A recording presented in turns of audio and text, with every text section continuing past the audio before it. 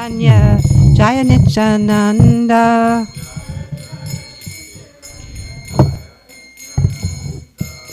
Jaya Dvaita Chandra, Jaya Gaur Bhakta Vrinda.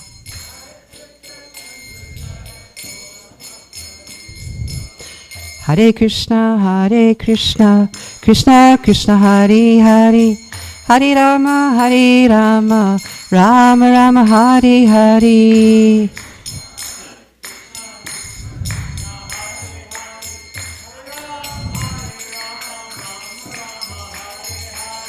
Jaya Jaya Shri Krishna, Jaya Jaya Shri Caitanya, Jaya Nityananda.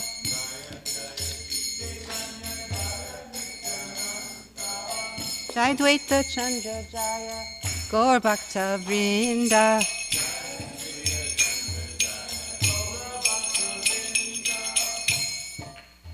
Om Namo Bhagavate Vasudevaya. Om Namo Bhagavate Vasudevaya.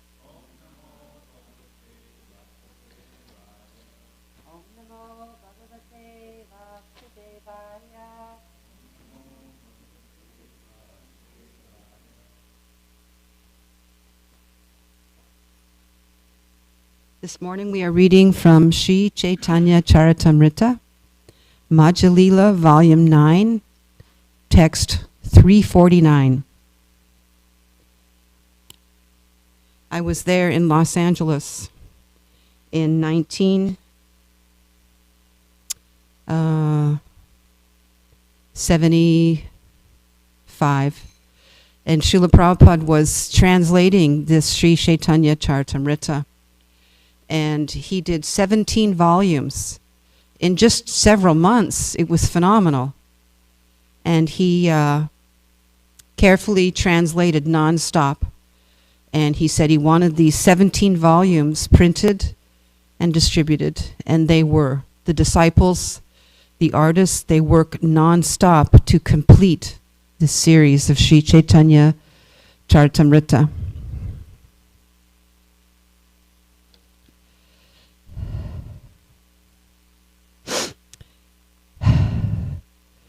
Lord Chaitanya's travels to the holy places. So in this description, Lord Chaitanya is coming back from Alalanath, and he met up with his associates, Lord Nityananda Prabhu. And when they met, they all were dancing. They were walking and dancing and singing and chanting. And this was Lord Chaitanya's tour of South India. So now he's coming towards Jagannath Puri. The Lord was also filled with ecstatic love, and he embraced them all. Out of their love, they began to cry with pleasure. Sarvabhauma Bhattacharya went to see the Lord with great pleasure. And he met him also on the beach by the sea. Sarvabhauma Bhattacharya fell down at the lotus feet of the Lord, and the Lord pulled him up and embraced him. Sarvabhauma Bhattacharya cried in great ecstatic love. Then, accompanied by them all, the Lord went to the temple of Jagannath. Yes. Chapter 9, text 349, but I'm giving a recap of what happened. I'm giving that the Lord is on his way from Alalanath. So now we're going to start at text 349.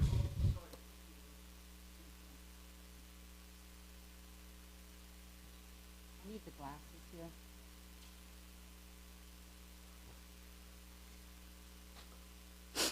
here. Thanks. The other pair, let's try the other pair. Okay, I just have to use my eyes.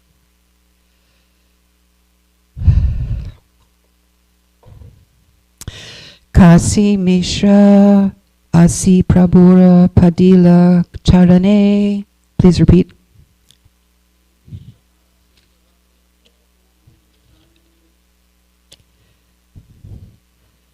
Manyakari Prabhu Tanre Kaila Alingane.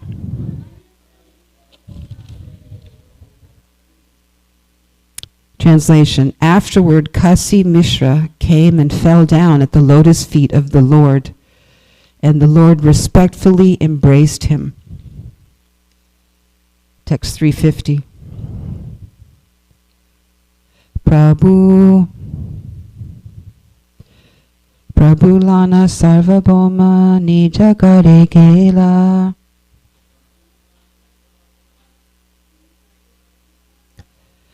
Moragare Bhikshabali Nimantrana Kaila.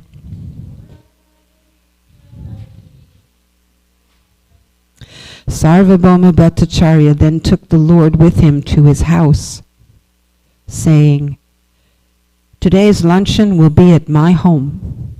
In this way, he invited the Lord. I'd like to add a note here that when Srila Prabhupada was traveling in India, Bombay, Calcutta, that every day he would receive hundreds of invitations to lunch, to have lunch at each individual life member's house. And so they would show Srila Prabhupada the invitations. And he would say, "You decide."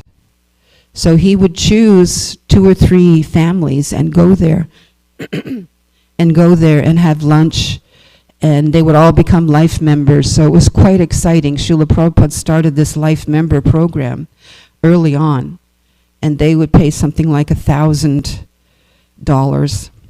They would receive all of Srila Prabhupada's books, and lifelong they were allowed to visit ISKCON temples and stay there for free for at least 3 days. So many devotees, and we've heard from His Holiness Giriraj Swami that that was his service. He and Tamal Krishna Goswami, they would go out day after day after day in the heat of the sun on trains just to meet people all over the city and make them life members.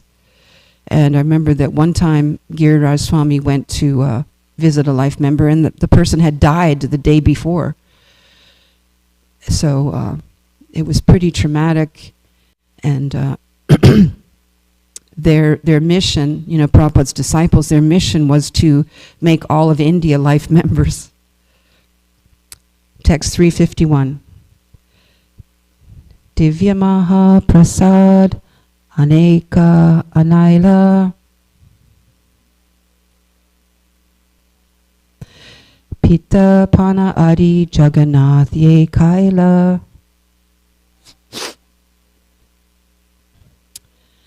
Sarvabhauma Bhattacharya brought various types of food remnants that had been left by Lord Krishna, by Lord Jagannath. He brought all kinds of cakes and condensed milk preparations. Text 352. Majaha Karila Prabhu Nijaganalana.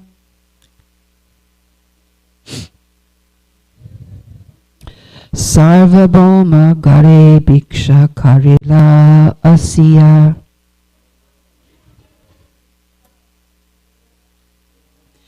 Accompanied by all his associates, Sri Caitanya Mahaprabhu went to Sarvabhauma Bhattacharya's house and took his noon lunch there.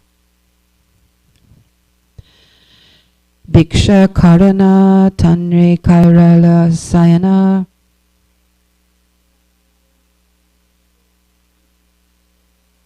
Apane Sarvabhauma Kare Pada Sambhahana.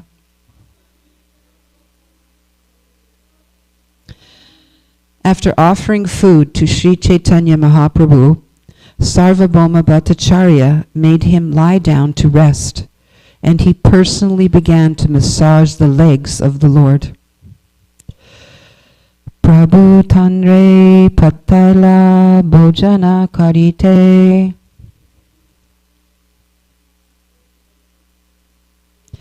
Seratri tanra gare rahila tanra prite.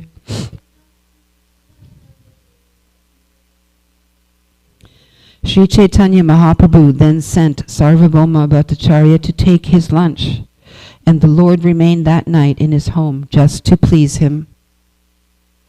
Sarvabhauma Sange Ara Lana Nija Gana Tirtha Yatra Kaha Kahi Kaila Jagarana.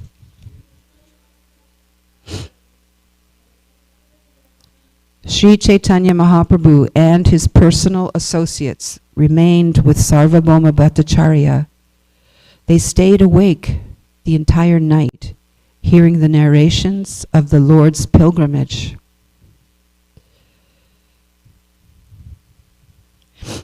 Text 356.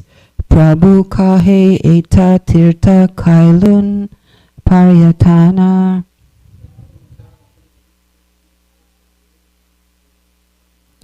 Toma sama Vaishnava na dekilun eka jana.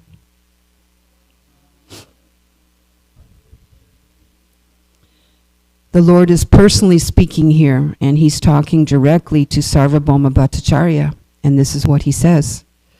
The Lord told Sarvabhauma Bhattacharya, I have traveled to many holy places, but I could not find a Vaishnava as good as you anywhere.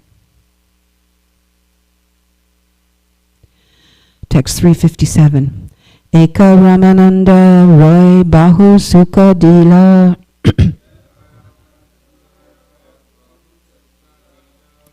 Bhatta Kahe Elagi Milite Kahila.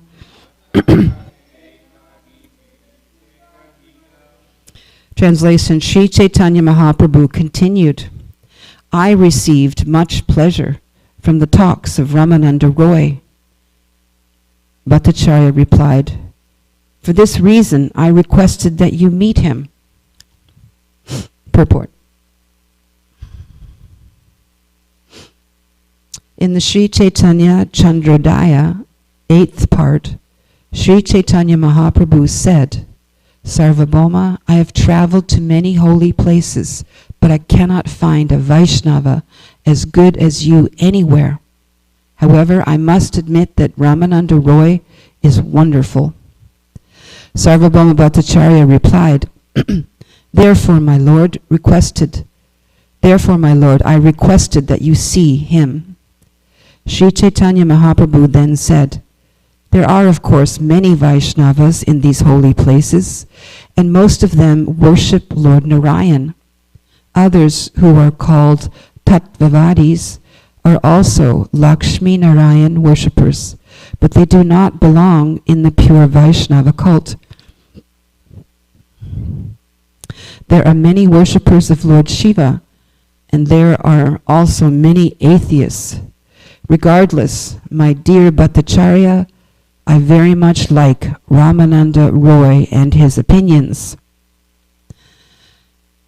Lord Chaitanya Mahaprabhu is giving special grace and association to Sarvabhauma Bhattacharya.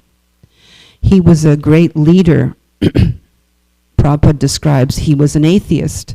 He also describes that he was an impersonalist, that he had the impersonalist conception of philosophy.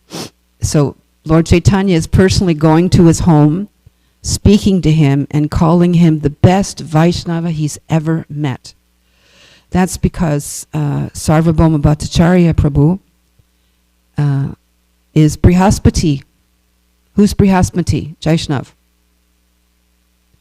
The guru of the demigods. That's pretty powerful. So Lord Chaitanya understands immediately when he meets Sarvabhauma Bhattacharya that here is the guru of the demigods. So he personally grooms him and talks to him and trains him. And this whole section describes Sarvabhauma Bhattacharya's association with Lord Chaitanya Mahaprabhu, and how Lord Chaitanya expertly awakens his natural deep love for Krishna. And when he awakened the love in him for Sri Krishna, then all his followers, the followers of Sarvabhauma Bhattacharya, followed him. So here we have the inconceivable pastimes of the Lord, where the guru of the demigods has somehow, he's an atheist and he's an impersonalist, and Lord Chaitanya Mahaprabhu is bringing him back full circle to his position of preacher, guru, teacher. Text 158. Tirtha yatra kaha e kailun samapana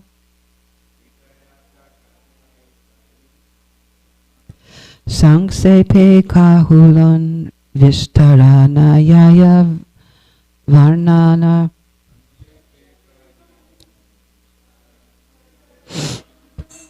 Thus I have ended my narration about Sri Chaitanya Mahaprabhu's pilgrimage, describing it in brief. It cannot be described very broadly. So here we hear from the author, and he is explaining how Lord Chaitanya had a pilgrimage all over South India. And everywhere the Lord went, he didn't walk. He danced and jumped and leaped and cried with great ecstasy and love upon seeing his associates. And a very beautiful description. We are so fortunate. Krishnadas Kaviraj Goswami has given us this nectar. Purport. Srila Bhakti Siddhanta Saraswati Thakur points out that in the 74th verse of this chapter, it is stated that Sri Chaitanya Mahaprabhu visited the temple of Siyali Bhairavi. But actually, at Siyalt, Sri Chaitanya Mahaprabhu visited the temple of Sri Bhu Varaha. Near Siyali and Sidambaram, there is a temple known as Sri Mushnam. Thank you. In this temple, there is a deity of Sri Bhu Varaha. In the jurisdiction of Chidambaram, there is a district known as Southern Arcata. The town of Siyali is in that district. There is a temple of Sri Bhu Varaha nearby, not Bhairavi Devi. That is Srila Bhaktisiddhanta Saraswati Thakur's conclusion. Text 359. Ananta Chaitanya Lila Kahite na Jani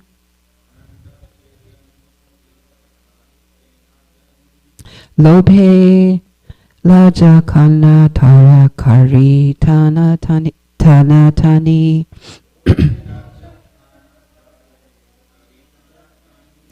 The pastimes of Lord Chaitanya are unlimited.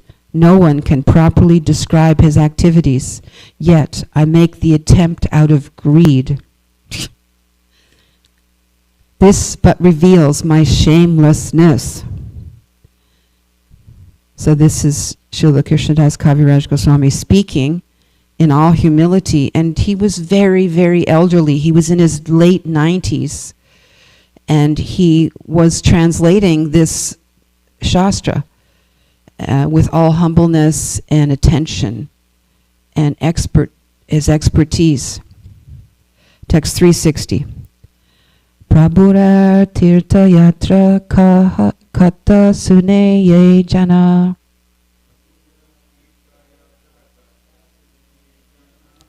Chaitanya charane paya gadha prema dana. So here comes some of the blessings.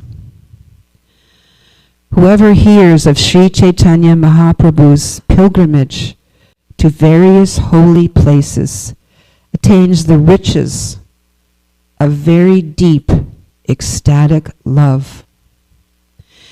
Whoever hears of Sri Caitanya Mahaprabhu's pilgrimage to various holy places attains the riches of very deep ecstatic love. Purport by Srila Prabhupada.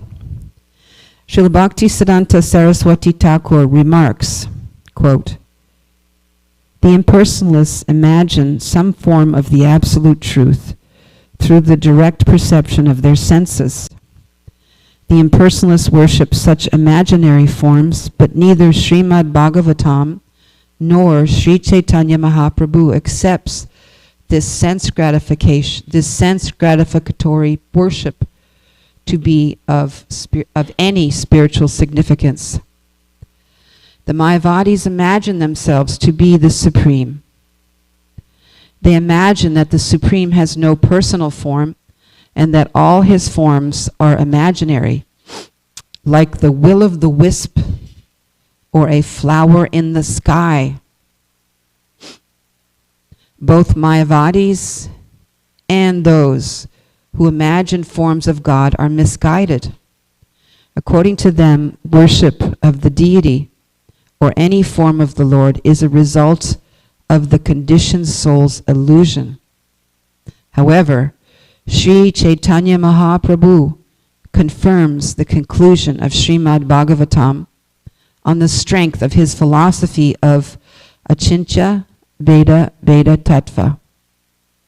The philosophy holds that the Supreme Lord is simultaneously one with and different from his creation. That is to say, there is unity in diversity. In this way, Sri Chaitanya Mahaprabhu proved the impotence of fruitive workers, speculative empiric philosophers, and mystic yogis. The realization of such men is simply a waste of time and energy. To set the example, Sri Chaitanya Mahaprabhu personally visited temples in various holy places. Wherever he visited, he immediately exhibited his ecstatic love for the Supreme Personality of Godhead. When a Vaishnava visits the temple of a demigod, his vision of that demigod is different from the vision of the impersonalists and Mayavadis. Brahma Samhita supports this. A Vaishnava's visit to the temple of Lord Shiva is different from a non-devotee's visit. The non-devotee considers the deity of Lord Shiva an imaginary form because he ultimately thinks that the Supreme Absolute Truth is void. However, a Vaishnava sees Lord Shiva as being simultaneously one with and different from the Supreme Lord. In this regard, the example of milk and yogurt is given. Yogurt is actually nothing but milk, but at the same time it is not milk. It is simultaneously one with milk, yet different from it. This is the philosophy of Sri Chaitanya Mahaprabhu, and it is confirmed in the Bhagavad Gita. Jaishnav, could you read that verse that Prabhupada's quoting?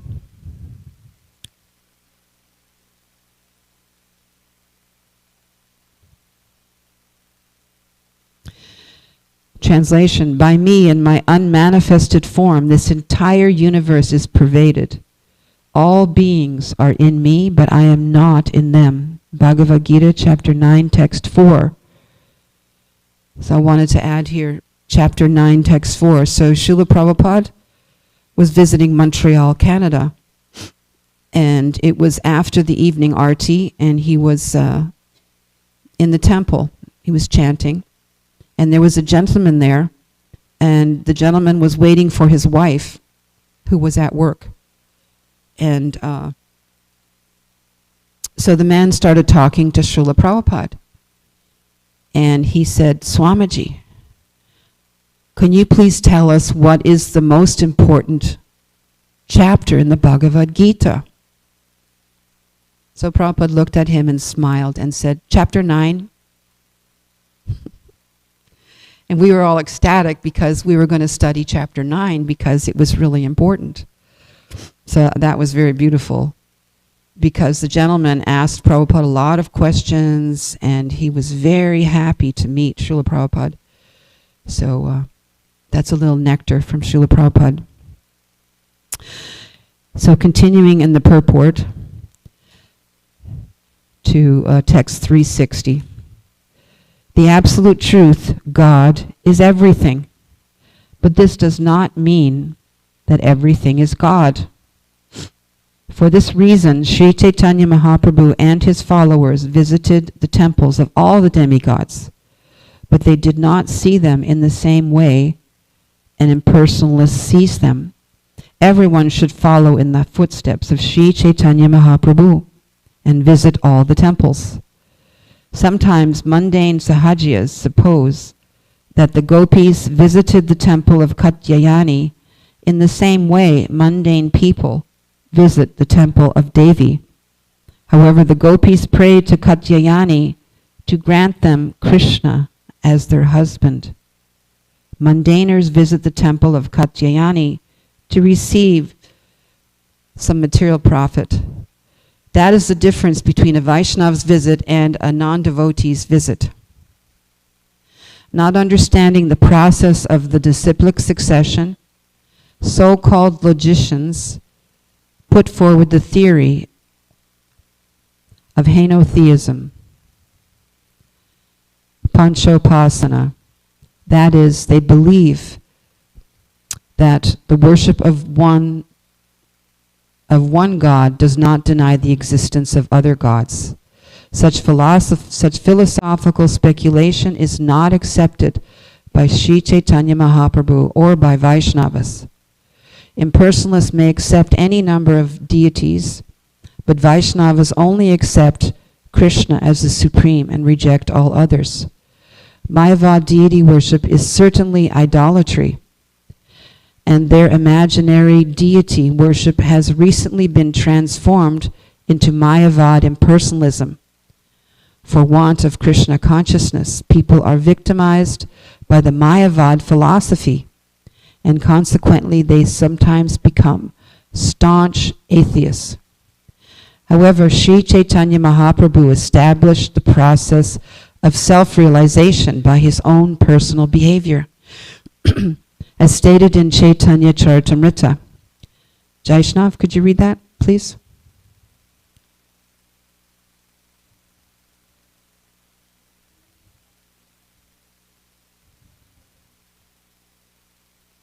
Thank you very much. The Mahabhagavat, the advanced devotee, certainly sees everything, mobile and immobile, but he does not exactly see their forms. Rather, everywhere he sees the form of the Supreme Lord immediately manifest.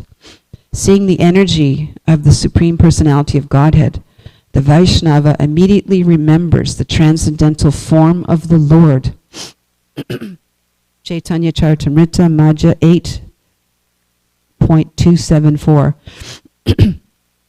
So when we were all young people, 18, 19, 20, we didn't know anybody over 30. We were really on this point of, smashing the Mayavadis because that was Prabhupada's. Prabhupada could see that the Western world were full of impersonalism and voidism. So he wanted us to establish the personality of Godhead, Lord Shri Krishna.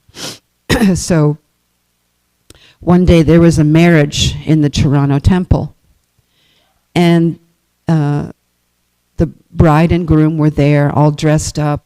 This was 1971. They were all dressed up with tilak and fresh clothing, and it was in front of the deities, Sri Sri Radha Kirchor Gopinath. And so the priest was building a beautiful fire. And the families were there. The mother, the father of the groom, the mother, father of the bride, the siblings, everyone was there. Even the aunts were there, the uncles. And so everybody was watching the fire, and it was so beautiful. So then the bride and groom tied the knot, and the Prabhu put the knot over the bride's, head.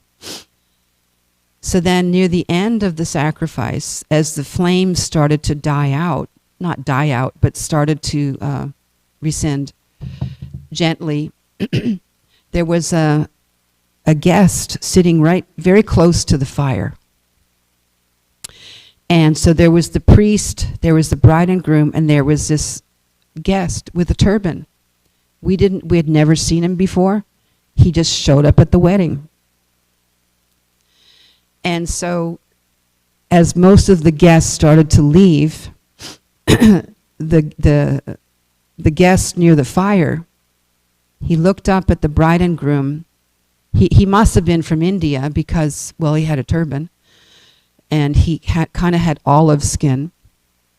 He said to the bride and groom, "May you have love like Lakshmi Narayan,"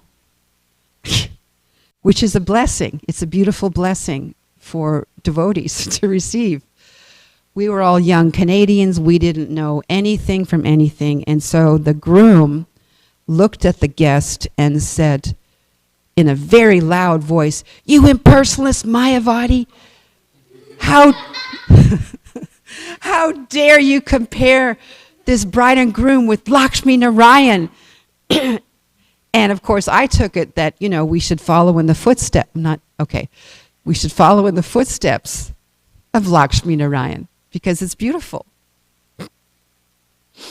So the groom didn't stop. And surprisingly, the guest was very cool. He didn't flinch. He didn't move. He didn't bat an eye. He just looked at us. And the groom kept going. He said, "We are trying to smash Mayavadis like you." This is day one of this poor girl's marriage. And and so then the groom stood up, stomped out, and was just furious at this poor guest who was trying to give a blessing. So this little wife of like 5 minutes said to the guest, "Please forgive us. I'm so sorry. We don't understand these blessings. Please forgive us." And the guest just went like that and just smiled. He was not in the least offended. He was not in the least perturbed. It was just another day for him. Meanwhile, the groom was off huffing and puffing about trying to smash impersonalist Mayavadis.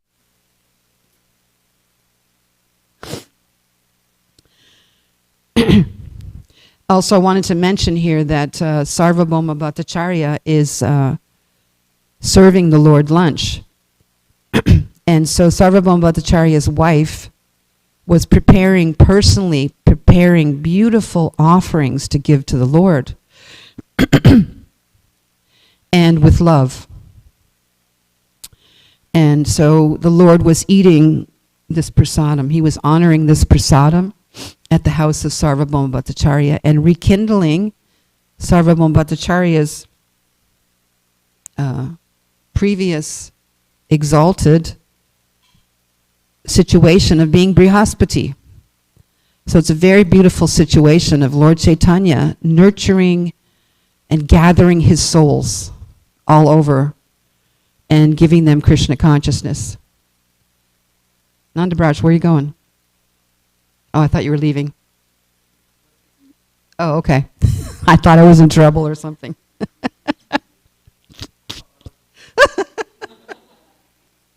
If you leave, you are. Okay, so text 361. Caitanya Charita Shuna Shraddha Bhakti Kari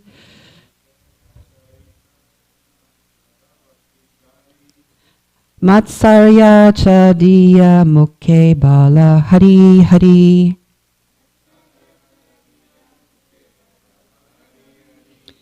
Please hear the transcendental pastimes of Lord Sri Chaitanya Mahaprabhu with faith and devotion. Giving up envy of the Lord, everyone chant the Lord's holy name, Hari. So let's say that verse together. Please hear the transcendental pastimes of Lord Sri Chaitanya Mahaprabhu.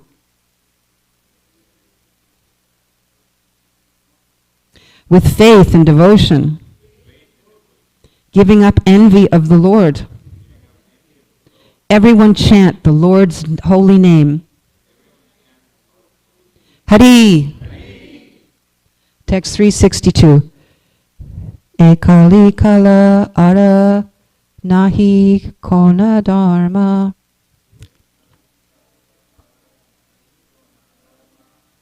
Vaishnava Shastra Ekahe Marma.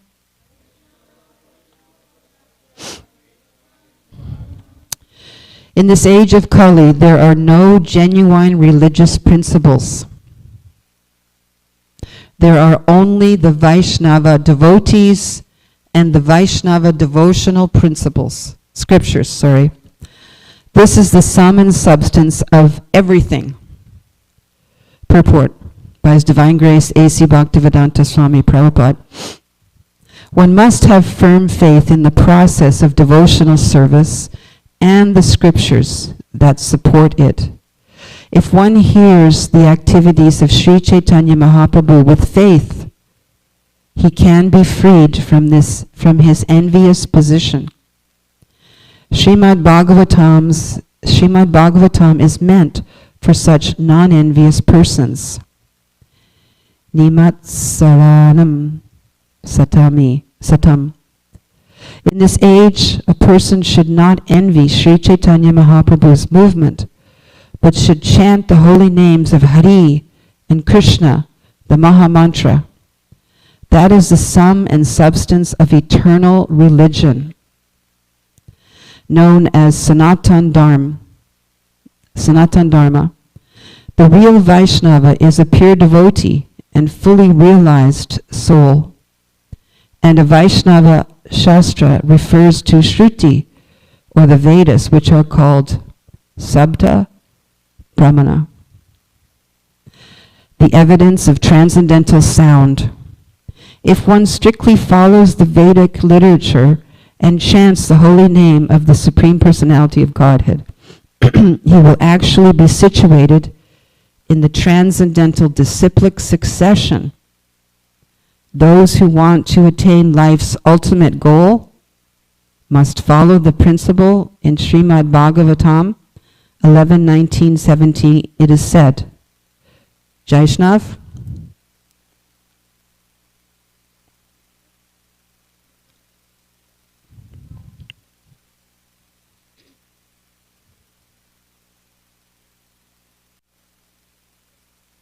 thank you very much.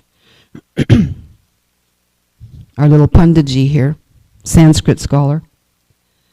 Vedic literature, direct perception, history, and hypotheses are the 4 kinds of evidential proofs. Everyone should stick to these principles for the realization of the absolute truth. Text 363. Jaishnav, can you sing the Sanskrit for us? 363.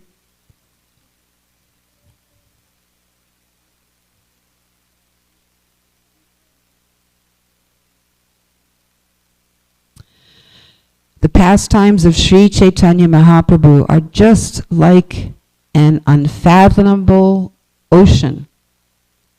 It is not possible for me to enter into them. Simply standing on the shore, I am but touching the water. So we can say this. The pastimes of Sri Chaitanya Mahaprabhu are just like an unfathomable ocean. It is not possible for me to enter into them. Simply standing on the shore, I am but touching the water. Text 364. Caitanya Charita Shradhaya Shuneye Jana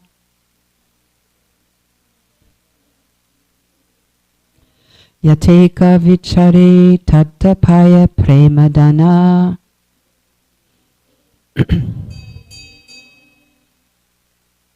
Hi. Whoever hears the pastimes of Sri Chaitanya Mahaprabhu with faith, analytically studying them, attains the ecstatic riches of love of Godhead. That's all of you, because we're listening with faith and devotion. Text 365, and this is the last verse of the chapter, chapter 9. Lord Chaitanya's travels to the holy places.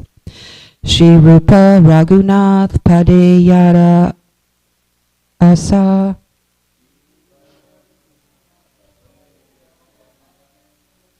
Chaitanya Charitam Kahe Krishna Dasa.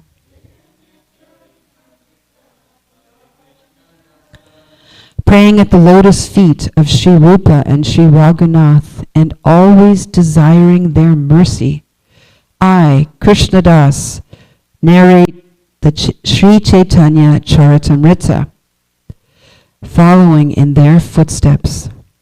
Purport. It's a one-line purport. We should all memorize it.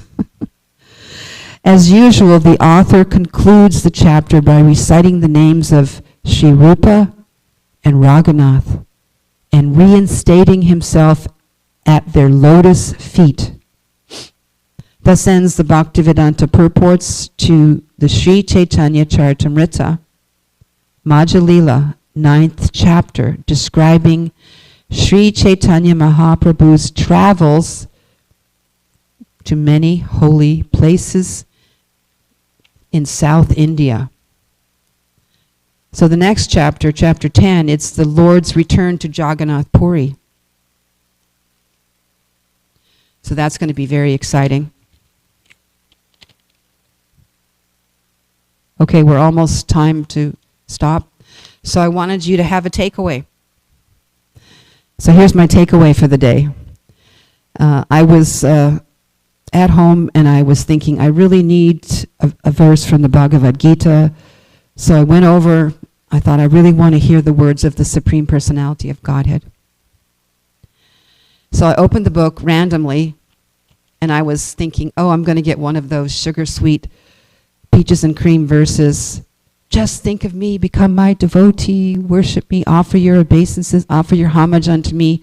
Surely you will come to me because you are my very dear friend. So I was hoping for a verse like that. So here's the verse that popped out of the Bhagavad Gita.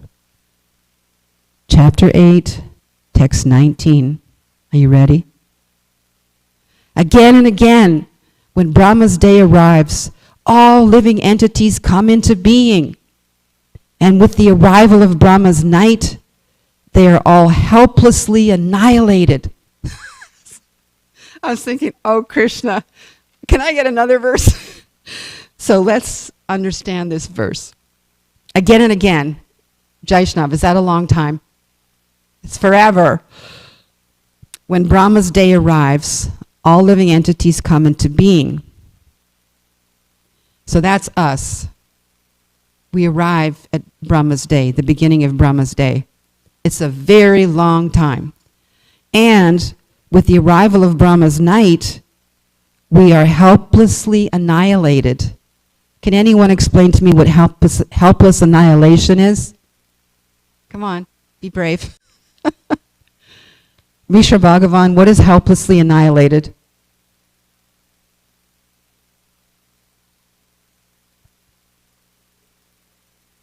Yeah, is there a mic? Okay, does anyone want to give their understanding of helpless annihilation? Right, exactly. Did you find it? You can give it to Mother Kunti, because she knows the answer.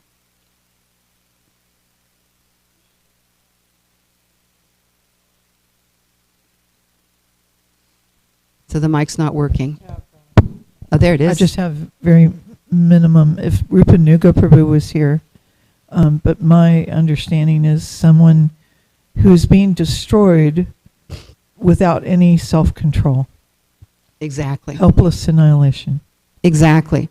So this is the verse that Lord Krishna himself personally tells Arjuna. Again and again, when Brahma's day arrives, all living entities come into being. Hello, here we are. And at Brahma's night, we're helplessly annihilated. So Srila Prabhupada, in this purport to chapter 8, text 19, Srila Prabhupada gives us complete assurance. And he says in his purport, in the last part of the purport, he writes, any intelligent person who takes to Krishna consciousness by chanting Hare Krishna, Hare Krishna, Krishna Krishna, Hare Hare, Hare Rama, Rama Rama, Hare Hare, and engages in the service of the Supreme Personality of Godhead, attains eternal blissfulness, and they are not subjected to any future rebirths. So Krishna's giving us, as it is, the real life story of all of us. Again and again, we're helplessly being born, we're helplessly being annihilated, and Prabhupada's here to save us, and all his followers, and all of you. And we can be free of the subjugation of future births by this process of chanting Hare Krishna. So that's your takeaway. Chapter 8, text 19. Memorize it if you like. Read the purport, memorize the purport. But this is our way to eternal blissfulness at the lotus feet of Lord Sri Krishna. Hare Krishna. Hare Thank you very Krishna. much. One other Yes, realization Go ahead. about the verse you just quoted is that we've been here a long time, and it's time to go back home, back to Yes, Godhead. Haribol. So Mishra Bhagavan woke up and he wants to say something. He did not go to sleep. He didn't go to sleep. He was pretending. I know the answer now. What? The phrase helplessly annihilating is not a standard English idiom, but a contradiction that evokes a powerful and unsettling image. It combines the idea of utter powerlessness, helplessly, with an act of complete destruction, annihilating. The meaning is derived from the tension between these two opposing concepts. Nice. Helpless annihilation. So we don't want that. So with your family members, you can, when you wake up and you have your sadhana and then you have your breakfast and everything, and you can say, so how are you doing today, dear? Are you on the path to helpless annihilation, or are you going to be no more subjected to rebirth? It's a good way to start your day. Haribo, thank you so much. Time for breakfast. You can chastise me if you want. You can say something if I did wrong. Okay. Kunti said it was okay, so I guess it's okay. All glories to Srila Prabhupada. Vanchakalpatarubhyascha kripa sindhubheva cha patitanam pavanebhyo vaishnavebhyo namo namaha. So no more helpless annihilation, folks. We are on our way back home, back to Godhead. And, I've read this verse before many times, again and again. And, but when I read it this time, it was like Krishna was talking in my ear. Are you going to listen to me? So, Hare Krishna.